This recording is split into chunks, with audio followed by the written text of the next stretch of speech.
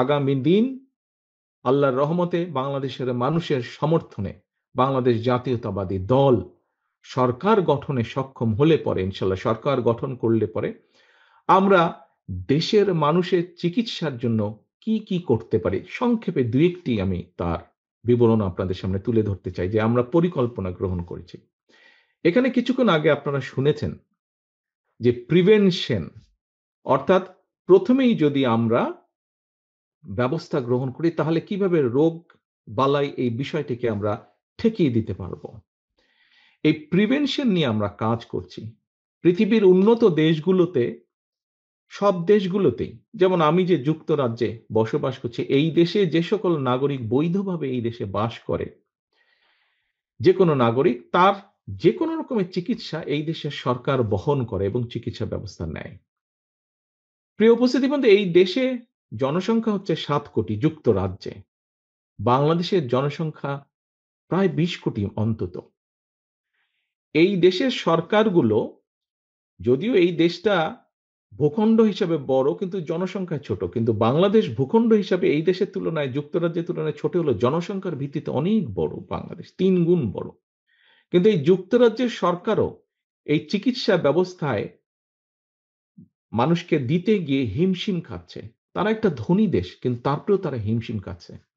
তাহলে চিন্তা করুন বাংলাদেশের কি অবস্থা হবে। আমরা তো এখনো সেরকম ধনী দেশ হতে পারিনি, এখনো আমরা মধ্যবিত্ত বা একটি গরিব দেশের কাছাকাছি আমরা হয়তো একটা দেশ। আমাদেরকে আরো অনেক দূর যেতে হবে, অনেক পরিশ্রম করতে হবে, দেশটাকে আমাদের গড়ে তুলতে হবে, আমাদেরকে সামনে এগোতে হবে। এখন কিন্তু এই যে চিকিৎসা ব্যবস্থা, বাংলাদেশে যদি 20 কোটি মানুষের, প্রত্যেকটা মানুষের তো চিকিৎসা পাবার অধিকার আছে, প্রত্যেকটা মানুষের। এই যে দেখলেন আপনারা একটু আগে যে ছবি দেখলাম আমরা ডকুমেন্টারিতে, আমরা দেখেছি যে দেখুন হাসপাতালের বারান্দাগুলোতে, হাসপাতালে বেড নাই, বারান্দাগুলোতে মানুষ শুয়ে আছে চিকিৎসা নেওয়ার জন্য। সেটি কেবিনের বারান্দা হোক, হাসপাতালের বারান্দা হোক, কি একটা করুণ একটি একটা দৃশ্য এটা। এখন এই যে আমরা যতই হাসপাতাল তৈরি করি, যতই যা করি না কেন, অর্থনৈতিক অবস্থার উপর একটি চাপ পড়ে। এই যে মানুষগুলো আসছে তাদেরকে চিকিৎসা দিতে হয়, ডাক্তার লাগে, নার্স লাগে, হসপিটালে বেড লাগে, অপারেশনের জিনিসপত্র লাগে, ওষুধপত্র সবকিছু লাগে। এখন যুক্তরাজ্যের মতন দেশ হিমশিম খাচ্ছে। হ্যাঁ, এখনো এদের দেশে বারান্দায় রোগী থাকে না, নিচে রোগী থাকে না, বিছানাতেই থাকে, তারপরেও তারা হিমশিম খাচ্ছে। এখন একটি রাজনৈতিক দল, যেই দলটি বিএনপি, যে একটি রাজনৈতিক দল, যেই দলটি মানুষের জন্য কাজ করতে চায়, আমরা চাই দেশের মানুষকে সুস্থ রাখতে, একই সাথে তাদেরকে স্বাস্থ্য সেবা পৌঁছে দিতে। সেই জন্য আমরা পরিকল্পনা গ্রহণ করেছি। এখানে বেশ কিছু মুরব্বী উপস্থিত আছেন। আমি সামনে যে প্যান্ডেল নিচে মানুষ বসে আছেন, বেশ কিছু মুরব্বী উপস্থিত আছেন। মুরব্বী আপনাদের নিশ্চয়ই মনে আছে, এবং অন্যান্য অনেকেই উপস্থিত আছেন, তাদের না দেখলে হয়তো অনেকেরই মনে আছে বা আমরা শুনেছি শহীদ রাষ্ট্রপতি জিয়া রহমানের সময় সারা দেশে একটি পদ ছিল, গ্রামের মানুষ যাতে চিকিৎসা পায়। পল্লী চিকিৎসক নামে একদল মানুষ ছিলেন যারা গ্রামের মানুষকে বেসিক চিকিৎসাগুলো প্রদান করতেন। প্রিয় উপস্থিতিবৃন্দ, আমরা যেটা পরিকল্পনা গ্রহণ করেছি যে ইনশাল্লাহ বিএনপি সরকার গঠন করলে পরে আমরা হেলথ কেয়ারের নামে আমরা গ্রামে গ্রামে এইরকম একটি টিম তৈরি করব, যারা মানুষের কাছে যাবে, মানুষকে বুঝাবে যে ভাই এই জিনিসটা খেলে তোমার হার্টের অসুখ হবে না, এই জিনিসটা খেলে তোমার ডায়াবেটিক হবে না, এই জিনিস এইভাবে চললে তোমার কিডনির রোগ হবে না।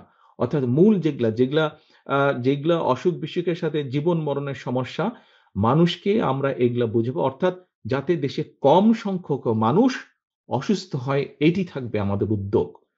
এখন মানুষ যখন কম, মানুষ তো কিছু না কিছু অসুস্থ হবেই।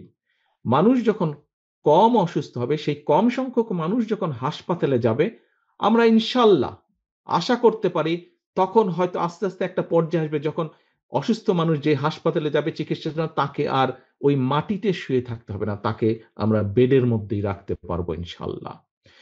এর বাইরে যেই মানুষ, অসুস্থ মানুষগুলা যাবে চিকিৎসার জন্য, তখন আমরা প্রায় প্রত্যেক মানুষকে চিকিৎসকরা, এই যে একটু আগে শাহজাহান সাহেব বললেন যে এত মানুষ আসে, এত অসুস্থ মানুষ, সেই তুলনায় ডাক্তার নার্সের সংখ্যা কম, আমরা চাইলেও চিকিৎসা দিতে পারছি না।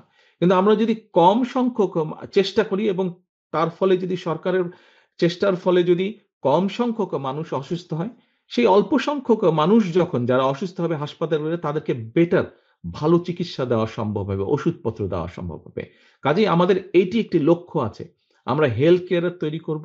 এই হেলথ কেয়াররা সারাক্ষণ তাদেরকে ট্রেনিং দেওয়া হবে বেসিক অসুখ-বিসুখ কিভাবে গ্রামের মা-বোনরা যারা সংসার দেখভাল করেন তাদের কাছে গিয়ে পরামর্শ দিবে যে কিভাবে পরিবারকে সুস্থ রাখতে হবে। আপনারা চিন্তা করে দেখুন, আমরা যদি আস্তে, আস্তে একটা সুস্থ পরিবার তৈরি করতে পারি, আস্তে, আস্তে সুস্থ পরিবার সম্মত একটা গ্রাম তৈরি করতে পারি, আস্তে, আস্তে এরকম গ্রামের পরে উপজেলা একটা তৈরি করতে পারি যেখানকার অধিকাংশ মানুষ সুস্থ, আস্তে, আস্তে একটি জেলা তৈরি করতে পারি যেখানকার অধিকাংশ মানুষ সুস্থ, আস্তে, আস্তে একটি বিবাহ বেগম, আস্তে, আস্তে আমরা একটি দেশ তৈরি করতে পারবো ইনশাল্লাহ, যেখানে অধিকাংশ মানুষ সুস্থ থাকবে। আসুন আমরা সেটি মিলে চেষ্টা করব ইনশাল্লাহ সকলে মিলে। এবার আসুন আরেকটি বিষয়। আমরা দেশে একটি পলিসি নিতে চাচ্ছি। সেটি হচ্ছে প্রাইভেট অ্যান্ড পাবলিক পার্টনারশিপ। এখন এটি কি এমন? দেখুন, আজকে এই যে আপনাদের এই আমাদের জেলায়, বগুড়া জেলায় যে শহীদ জিয়াউর রহমান মেডিকেল কলেজ আছে, দেখুন এরকম একটা হাসপাতাল তৈরি করতে প্রায় ৪ থেকে ৫ বছর সময় লেগে যায়। তারপরে তো আরো বিভিন্ন জিনিস আছে, ডাক্তার জোগাড় করো, নার্স জোগাড় করো, মেশিনপত্র আনো। কিন্তু আমরা দেখেছি প্রাইভেট সেক্টর এই মুহূর্তে বাংলাদেশের বিভিন্ন হিসাব নিকাশ যা বলে যে সরকারি ব্যবস্থাপনায় যেই সবকিছু অবকাঠামো গড়ে উঠেছে, ইনফ্রাস্ট্রাকচারে অবকাঠামো গড়ে উঠেছে স্বাস্থ্য খাতে, ঠিক মোটামুটি সমান পরিমাণ অবকাঠামো গড়ে উঠেছে প্রাইভেট সেক্টরে। এখন ধরেন আমি একটা উদাহরণ দিই, ঢাকার পিজি হাসপাতালের নাম আপনারা শুনেছেন। সেই পিজি হাসপাতালে ধরেন একজন মানুষ গেল ক্যান্সারের চিকিৎসার জন্য। এখন এই যে ক্যান্সারের চিকিৎসা, সেখানে যে ক্যান্সারের মেশিন আছে, সেই মেশিন হয়তো ১০০ জন মানুষকে মাসে চিকিৎসা দিতে পারে, কিন্তু সেখানে ২০০ জন মানুষ লাইন দিয়ে আছে। এখন এই যে ২০০ জন মানুষ লাইন দিয়ে আছে, বাকি যে ১০০ বাইরে যে আরো ১০০ জন আছে, এই ১০০ জনও তো মানুষ, তাদেরও তো চিকিৎসা পেতে হবে।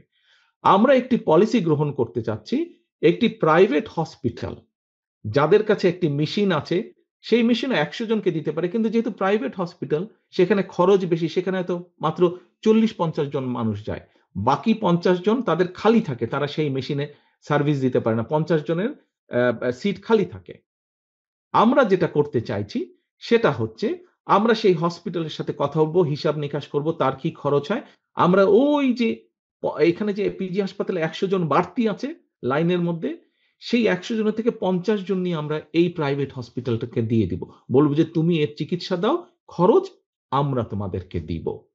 তার ফলে কি হচ্ছে, এইভাবে করে আমরা ভাগ করে দিব। এই যে বাড়তি যারা রোগী থাকবে, এইভাবে করে যেই সকল হসপিটাল আছে, ধরেন ক্যান্সারের বিষয় আমরা ভাগ করে দিব, আমরা হার্টের রোগীর বিষয়ে ভাগ করে দিব, আমরা ডায়াবেটিক ডায়ালিসিস পেশেন্টকে ভাগ করে দিব, কিডনির পেশেন্ট যেগুলো সিরিয়াস অসুখ-বিসুখ আছে, এগুলাকে আমরা বিভিন্ন প্রাইভেট হসপিটাল যাদের সেই ক্যাপাসিটি আছে, যারা সেই চিকিৎসা দিতে পারে, যারা ভালো হসপিটাল, এইভাবে করে আমরা ভাগ করে দিব। তার ফলে কি হবে দেখেন, শহীদ জিয়াউর রহমান মেডিকেল কলেজ করতে প্রায় ৫ বছর, ৪.৫ বছর সময় লেগেছিল, ৪ বছর সময় লেগেছিল। আর আমরা যদি মোটামুটি হিসাব নিকাশ করে এই পলিসিটি গ্রহণ করতে পারি, আমরা ৩ থেকে ৬ মাসের মধ্যে দেশের মানুষকে আমরা মোটামুটি ভাবে চিকিৎসা দেওয়া শুরু করতে পারবো। কাজেই কাজেই প্রিয় উপস্থিতিবৃন্দ, আমাদের লক্ষ্য হচ্ছে আমরা আগামী দিনের পরিকল্পনা গ্রহণ করছি যে সরকার ইনশাল্লাহ মানুষের সমর্থনে, আল্লাহর রহমতে সরকার গঠন করতে পারলে আমরা দেশের নারীদের, আমরা যেরকম বলেছি এর মধ্যে আমরা ফ্যামিলি কার্ড দিব। কারণ আমরা চাই দেশের মা-বোনদেরকে, এবং এই ফ্যামিলি কার্ডের মালিক হবে, একটি কার্ড দিব আমরা সকল দেশ সরকারের পক্ষ থেকে প্রত্যেক পরিবারের মা যে থাকবে তার হাতে আমরা দেব। যাতে ধীরে, ধীরে সেই মা স্বাবলম্বী হয়ে উঠতে পারে। আমরা যেরকম কৃষকদের ক্ষেত্রে বলেছি আমরা ফার্মার্স কার্ড দেব। ঠিক একইভাবে আপনাদের সামনে আমি যে চিকিৎসার যেই বিষয়টি সেটি সংক্ষেপে আমি ২ টি পরিকল্পনার কথা আপনাদের সামনে তুলে ধরলাম।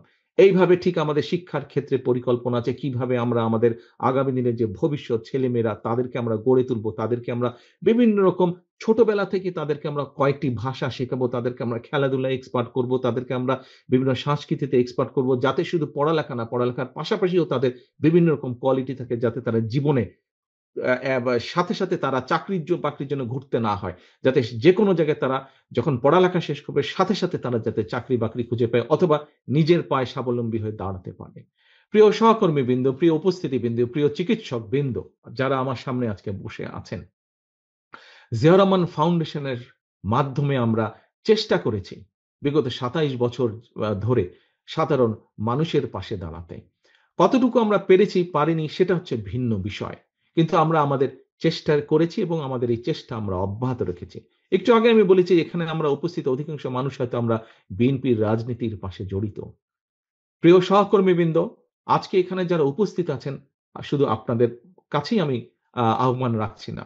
আজকের এই অনুষ্ঠানের মাধ্যমে সমগ্র বাংলাদেশে শহীদ রাষ্ট্রপতি জিয়াউর রহমান, দেশনেত্রী খালেদা জিয়ার যত সৈনিক, বিএনপির যত নেতাকর্মী আছে, আসুন আমরা রাজনীতিটিকে আজ এমনভাবে গড়ে তুলি যাতে আমাদের রাজনীতির মাধ্যমে আমরা আমাদের এলাকার প্রত্যেকটি যেই এলাকায় আছে প্রত্যেকটি সাধারণ মানুষের কাছে সাহায্যের হাত বাড়িয়ে দিতে পারি। সাধারণ মানুষের পাশে যাতে করে আমরা তাদের বিপদে আপদে তাদের পাশে এসে দাঁড়াতে পারি। অর্থাৎ আমরা সাধারণ মানুষের পাশে তাদের আস্থার প্রতীক, তাদের বিশ্বাসের প্রতীক হিসেবে যাতে আমরা দাঁড়াতে পারি, সেইভাবে আসুন আমরা নিজেদেরকে গড়ে তুলি।